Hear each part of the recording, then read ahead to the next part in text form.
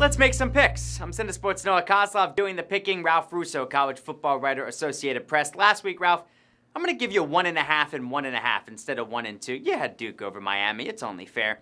We'll get to LSU-Alabama in just a moment. How about the night game in Lincoln, Nebraska, Michigan State? Who do you have? Yeah, I'll say you're more kind than Vegas, Noah.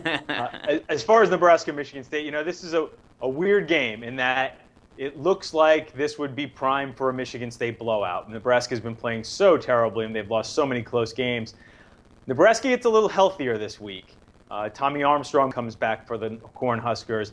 If you start looking at the stats, Nebraska and Michigan State actually are fairly comparable teams. The biggest difference is Michigan State's plus 10 in turnovers. Nebraska's minus 8.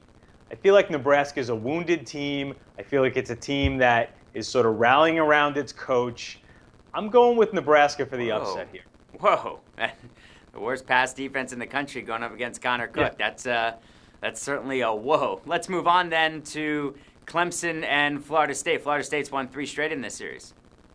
They have, and it's been a series where Clemson, once they lose this game, they sort of lose the season to a certain degree, right? Because you lose control of the division, and Florida State goes on and wins the ACC. This is the ACC game of the year. I think this is a new Clemson team. The one big advantage I think Clemson has is its defensive line and defensive front against a Florida State offensive line that has been shaky all year. We're not really sure the status of Dalvin Cook, the star Florida State running back, so that's another sort of minus against the Seminoles. I just think Clemson, it's their year in the ACC.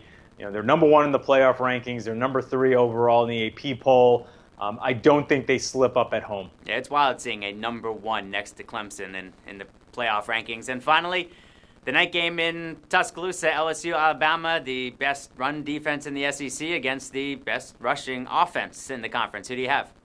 Right. This has really maybe become the most relevant rivalry in college football over about the last 10 years or so. And I say that meaning this. The winner of this game puts itself in position to play for the national championship in a lot of years. You're right. This is a chance for Leonard Fournette against maybe the best run defense in the country to really take a firm hold of the Heisman race. I like Alabama at home. It sounds a little cliche to say it comes down to the quarterbacks, but I think it comes down to the quarterbacks.